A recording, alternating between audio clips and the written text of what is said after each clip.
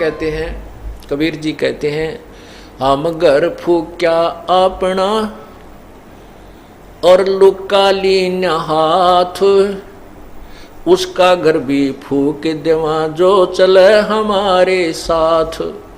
परमात्मा कहते हमने तो अपना घर जला दिया और एक बढ़ता हुआ मसाल हाथ में ले रखा, मिराड मसाल, और उसका भी घर फूक दें जो हमारे साथ चलेगा, उसका भी घर का नाश कर देते हैं। अब यहाँ इस बात को समझना है कैसे नाश करते हैं। हमारे शरीर में और ज़्यादा जो मोह ममता रूपी घर किए हुए हैं ये अड़ंगा भरा है। कहते हैं जो हमने तो अपना ये घर साफ कर लिया, फूक फाक दिया इसके अंदर जो कबाड़ भरा था, और उसका घर भी फूक दें जो हमारे साथ, अर्थात हमारा पंथी होगा, हमारा हम सफ़र होगा, हमारे अनुसार जो चलेगा, उसका भी ये सारा कुबाड़, उसके घर के अंदर का सारा गंद जला देंगे। हम घर फूक्या अपना और लुका लीना हाथ, उसका घर भी फूक देवा जो चले हमारे साथ। एक बार श्री नानक जी अपने दो वो शिष्यों के, विशेष शिष्य थे उनके साथ भ्रमण पर जा रहे थे। एक वृद्धा उनकी बहुत अच्छी सेविका थी, वो उनके वहाँ रुके, तीनों जने। बुढ़िया ने बड़ी सेवा करी, गायें बांध रखी थी। हाँ, पहले वो जाते थे तो बुढ़िया बहुत ज़्यादा समय गुरुजी के पास बैठ करके ज्ञान सुनने में लगाती थी। दूसरी बार जब वो दूसरी तीसरी बार गए तो वह बुढ़िया ने गाय ले ली मोल। गाय लेकर के उसको परवरिश में लगी रहती थी। गुरुजी गए तो उनको अच्छा दूध, गाय का, फिर दही मक्खन, खूब सेवा की। और गुरुजी के पास थोड़ी बैठे, गाय के संभाल घनी करे, और बैठे जब गाय की चर्चा कर दे। गुरुजी गाय बहुत अच्छी है, इतना दूध देती है, ये तो 2 महीने पहले भी, 1 महीना पहले दूध देना बंद करती है, फिर तुरंत ब्याह जाती है। अब फिर क्या कहती है परमात्मा, जब गुरुजी चलने लगे, सुबह नो बोले भगवान करे बुढ़िया तेरी गाँव मरियो। ओ ले भाई, ये गाँव मरियो, ये आशीर्वाद दे दिया कि परमात्मा रब करे तेरी गाँव मरियो। अब बुढ़िया भी गुरुजी के मुँह का ना देखे, भाई यूँ के कहा, गुरुजी ने अच्छी सेवा करी, दूध पियाया, घी खवाया, गाय कर, ये मरियो।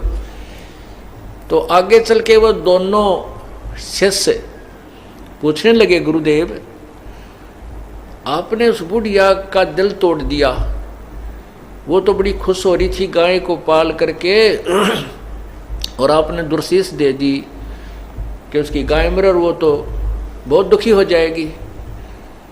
तो गुरुजी बोले भाई फिर बताऊंगा इस प्रश्न का उत्तर, अभी मैं कुछ नहीं दे सकता। अब वह तीसरे दिन गाय मर गई, बीमार होकर गाय मर गई। बुढ़िया 2-4 दिन तक दुख पाई, फिर वह फुर्सत होगी। तो पहले तो वो नितनेम सुबह का जो गुटका भी ना कर पावा थी, है उस गाय मुर्जी पुलझ रह जाती, दिन मरण के रह रहे, थोड़े कति बुढ़ापा हो रहा, कोडी कोडी चालर गां के चिपटी रही थी, भजन ना करे थी। तो फिर वह बुढ़िया ने वो भजन का समय खूब मिल गया, अपना अच्छा भजन करे, सुबह शाम दोपहर दिन में भी उलगी सी होगी। फिर गुरुजी आए 2-1 महीना के बाद। अब उन चेलों को ये हो रही बुढ़िया जाते मोगरा मारेगी भारत, भाई तू खड़ा आगे मेरी गाँव मरेगी, आशीर्वाद दुर्शाशीष दे के गए थे। तो जाते ही बुढ़िया ने बड़ी सेवा करी, खाट बिछाई, बैठाए गुरुदेव को। तब परमात्मा गुरुजी ने पूछा कि बुढ़िया सुना कुछ भजन सिमरन ठीक बन रहा है, बिलाजी मौज होगी, और आपका जो वचन फल गया वो गां मर गई, वह गां ना मरा होता मैं मरूं। अर्थात मैं अधूरी जाती, मेरी भक्ति नहीं बनती प्रभु, वह गां की मृत्यु होने से, और मुझे भजन का समय मिल गया, आपने मेरे ऊपर बड़ा रहम किया। तो परमात्मा ने कहा बुढ़िया उस समय तो तने में बहुत बुंडा लग गया, जब तक तुम अंदर अंदर खूब गाड़ दे थी मेरे ती बताइयो किसे गुरु जी हुए मेरे पशुओं ने मार कर राजी है अका जी एक बार तो मन में खोट आया था, परंतु बाद में समझ में आई।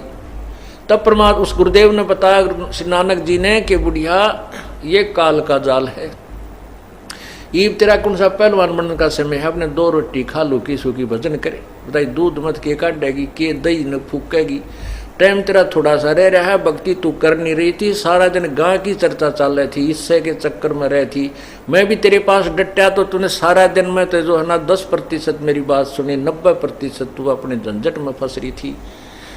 अब तेरे उपकार के लिए ये आशीर्वाद देना पड़ा कि तेरी या गऊ यहाँ से छुटे। तो पुण्यात्मा फिर बुढ़िया का कसौटी समझ में आ गई, अके भगवान कति नाश हो गया था, मेरे तो अंतिम समय आ रहा था और कति राम नाम की रुचि रही नहीं थी, गाय मुड़ हो रही थी। तो पुण्यात्मा संत जो करते हैं वो ठीक करते हैं, भगवान जो करता है वो बहुत अच्छा करता है। उसके लिए क्या बताते हैं कि कोट जन्म तन भर मत होगे, कुछ ना हाथ लगा रे, कुकर सुकर खरबा बोरे कौआ हंस वगारे, कोटि जन्म तू राजा की न मिटी न मन की आशा, और भिक्षक होकर दर दर घूम लिया, ये मिला ना निर्गुण रासा। इंद्र कुबेर इसकी पदवी ब्रह्मा वरुण धर्मराया, और विष्णुनाथ के लोक को जाके फिर भी उल्टा आया। अब उस माई का यह बात समझ में आई तो वह घनी खुश होगी, न बोली बेटा तक गया सो यो तो दुख भूला नहीं जाता, लेकिन अब काम सीधा मिल गया मुझे। अपनी भक्ति करी बुढ़िया ने खूब डट के, और कहते हैं वहाँ उसके दूसरे पड़ोसी बता रहे थे कि शाम के समय एक पैर नीचे बुढ़िया का, एक पैर ऊपर, और नो कड़लाएं जैसे नो की नो सुबह बैठी पाई मरी पाई, आराम से गई, यानी इतना सुंदर मौत हुई पता भी नहीं चला। तो पुण्यात्माओं इस काल के जाल को परमात्मा सब मिलकर जागरूकता लाए, पाखंड और अंधविश्वास को जड़ से मिटाए।